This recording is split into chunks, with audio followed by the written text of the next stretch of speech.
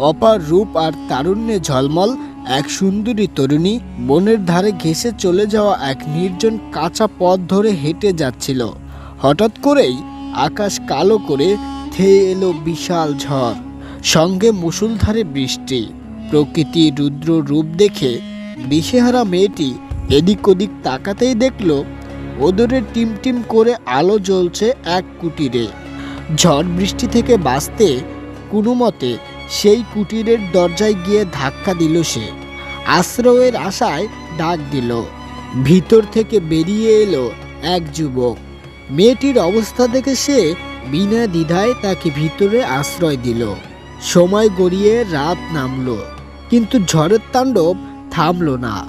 মোমের ম্লান আলোয় ঘরের কোণে বসে থাকা মেয়েটি হঠাৎ দেখল এক অদ্ভুত ঘটনা।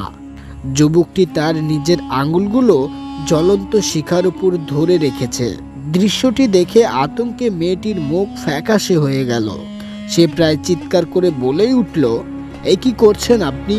আপনি কি মানুষ না অন্য কিছু? পরদিন ঝড় থামলে মেয়েটি বাড়ি ফিরে তার বাবাকে রাতের সব ঘটনা খুলে বলল। সব শুনে বাবা চিহ্নিত হয়ে সেই যুবকের কাছে গেলেন। তিনি জিজ্ঞেস করলেন, বাবা, কাল রাতে তুমি এমন ভয়ঙ্কর কাজ কেন করেছিলে? নিজের আঙুল আগুনে পোড়াচ্ছিলে কেন? যুবকটি শান্তভাবে একটু হেসে উত্তর দিল, চাচা, কাল রাতে যখন আপনার ওই রকম পরমা সুন্দরী মেয়ে একা আমার এই নির্জন কুটিরে আশ্রয় নিয়েছিল, তখন শয়তান আমার মনে কুমন্ত্রণা দিচ্ছিল, কিন্তু আমি নিজেকে সামলাতে চেয়েছি। তাই নিজের আঙুল আগুনে রেখে মনকে প্রশ্ন করেছি, ওরে অবুঝ মন, এই পৃথিবীর সামান্য আগুনের তাপ যদি সহ্য করতে না পারিস, তবে পরকালে জাহান্নামের আগুনের তাপ সইবি কেমন করে?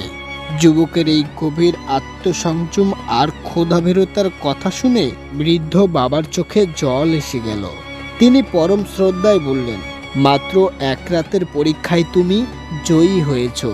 তোমার সততা আর আল্লাহর প্রতি ভয়ের পুরস্কার হিসাবে আমি আমার এই একমাত্র সুন্দরী মেয়েকে চিরদিনের জন্য তোমার হাতে তুলে দিলাম।